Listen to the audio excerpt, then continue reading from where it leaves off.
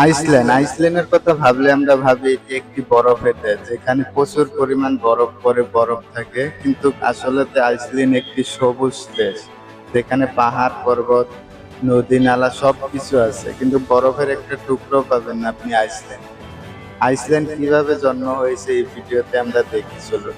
Iceland একটি ভূতাত্ত্বিক অলৌকিক ঘটনা এবং এটি এমন এক বিশেষ জায়গায় অবস্থিত যার কারণে এই দ্বীপ গঠিত হয়েছে। সহজভাবে বলতে গেলে আইসল্যান্ড দুটি প্রধান কারণে তৈরি হয়েছে। আইসল্যান্ড আটলান্টিক মহাসাগরের ঠিক মাঝখানে অবস্থিত। এখানে উত্তর আমেরিকার প্লেট এবং ইউরেশিয়ান প্লেট একে অপর থেকে ধীরে ধীরে দূরে সরে যাচ্ছে। এই দুই প্লেটের মধ্যবর্তী ফাটলকে মিড আটলান্টিক রিজ বলা হয়।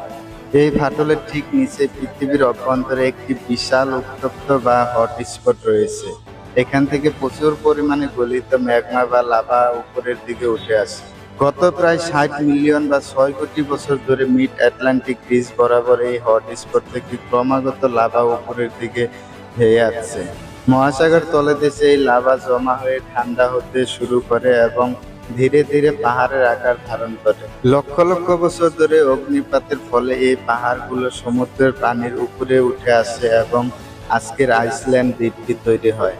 আইসল্যান্ডের পানির উপরে দৃশ্যমান অংশটি প্রায় ১৬ থেকে ১৮ মিলিয়ন বছর পুরনো।